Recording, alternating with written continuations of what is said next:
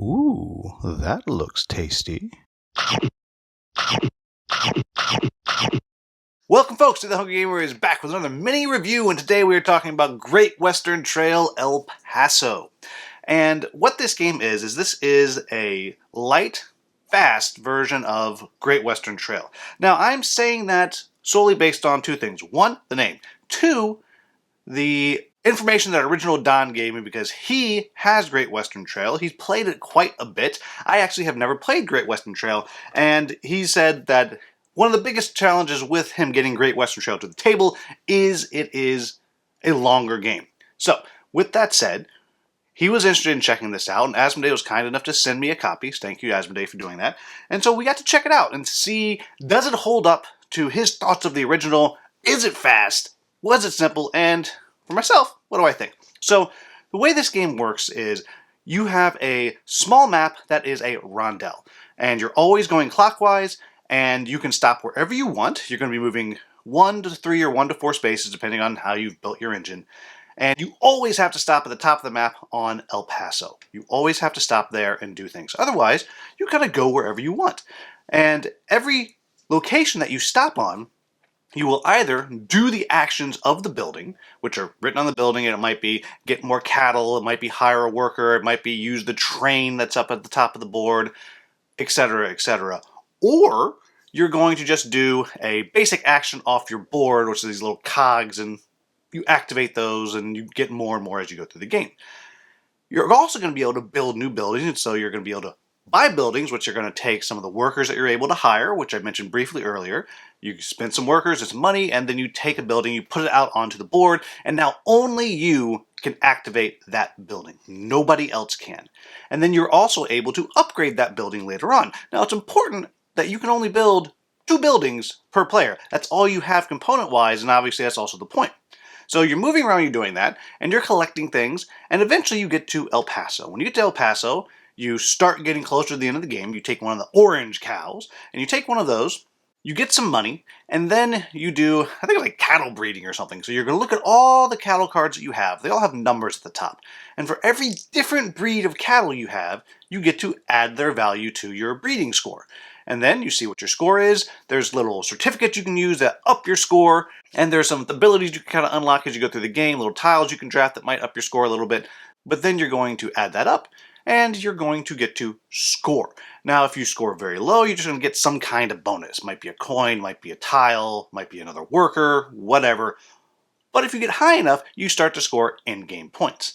And you're going to go around and around until that stack of orange cattle that I mentioned is gone. Once that's gone, the next player that gets to El Paso is going to get 2 points, then everybody else gets 1 more turn, and the game will end. And you're going to score your points based on cattle that you have purchased from the cattle market, workers that you have picked up, and then the scoring that you have done, and then some in-game scoring tiles that you may have drafted throughout the game. High score wins. So, with that said, what do I like about this game? Well, first off, it does what we hoped it would. It was fast. It was probably an hour between my teaching Don and us finishing. Maybe even a little bit less. It's just a really quick, fast game. So I do really like that. Small box, really like that. Also, I'll say in the box, it has a couple really cool components. You get these huge, chonky meeples. They're great. And then all the other components have little tiny cube boxes that just stores everything in, which, that's great. I love that. I'll get to the other components later. So I do like that. I like the basic rondel system. I like that it's always set up differently as you're going through. I like that you're buying buildings and you're upgrading your buildings. And then usually, I wouldn't say this, but I kind of liked that only I could use my building. That is so different than usually what you get in this style game. Usually if someone uses your building, you get some kind of bonus, but no, they can't use it. So I really like how that works. I also enjoy the kind of hand management that you're doing, and the first time that you play, you don't realize just how fast the game is, and it feels like, I didn't do anything with all my cards. But you have this lovely challenge of figuring out, well, what are you gonna get? Because sometimes you can get a whole bunch of money. There was one time in the game we played last night where I had like 22 bucks. That goes so fast. So you think you can do everything, but you can't do everything, because getting the fancy cattle, it's expensive. And you have to have 4 workers, 4 cowboys that is, to be able to do it. Well, to get those cowboys, you had to spend a whole bunch of money to get those cowboys. So all around, it's just challenging to do the big things. It's real easy to get 1 or 2 cowboys and get a lower level cow. It's real easy to hire 1 worker. It's super easy to do the low level train actions. All that's really easy, but the higher stuff is really challenging. And that's cool. I really like how that works because that sets you up for a high risk, high reward style of play because you're flipping out your hand. And the another cool thing that it does is the backs of the workers and the cows are the same. So when you use a worker, and it also has these cool little one-use things you can use on your workers to kind of move yourself a little further or get some money, whatever. But when you use your workers, it goes into the same discard pile that all your cows go into after you've done your cattle breeding or whatever it is. And then when you draw your hand, anytime a worker comes out, it just goes into your supply to use again.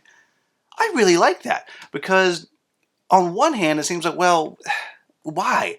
But on the other hand, it's great because what it does is when you have this ability, there's exchange tokens where you can use this and draw a new card and throw one away. Suddenly, like you can start pulling out a whole bunch of cards and then you have 3, 4 new workers and then you still get a new cow that you want. It really is clever. It really does work well. So with that said, what are my quibbles with the game? I'm going to start out components. I mentioned it's got these cool boxes, these really chunky meeples, and then crappy little tokens. Now, to be fair, they are standard cardboard tokens. Not thick cardboard, just standard cardboard tokens.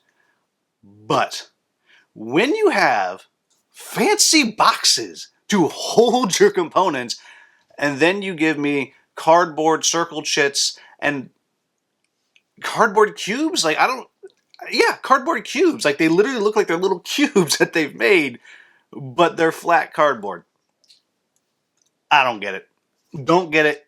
It's just weird because it just seems like it could so easily be awesome components all the way around. I don't know. I'm sure there's a production reason for it, but whatever. It did not affect my enjoyment of the game, but it did stand out to me because some of the components are so cool and some of them are so acceptable, I guess is the way to put it. Anyhow, next thing I'll say is I already kind of alluded to it. Because the game is so fast, sometimes you do feel like, oh man, I couldn't do the things I wanted to do. I started building up this hand, but I never actually got what I needed in my hand. And that kind of happens because sometimes to get that really good hand of stuff that you need to actually slow down and go one space and not do the action that's on the building, but you need to do your core action on your board. I forget what it's called, the little cog action that lets you kind of trade cards so you can try to fill out your hand into the best way to get to those really big points. But that is less exciting than doing the other because it's more exciting to run to the building, do the building act. Because the buildings are letting you do 2, 3, 4 different things.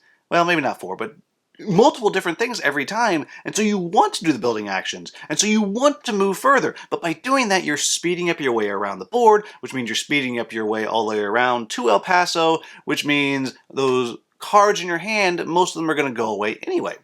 So it's an interesting balance there, which on the one hand you might be thinking, well, that's good, that sounds good, but because, at least people like me, you want to do the exciting actions, it's just going to speed the game up and it's going to end quicker, and so you might not get to do those fancy things. So again, that's why I call these things quibbles, y'all.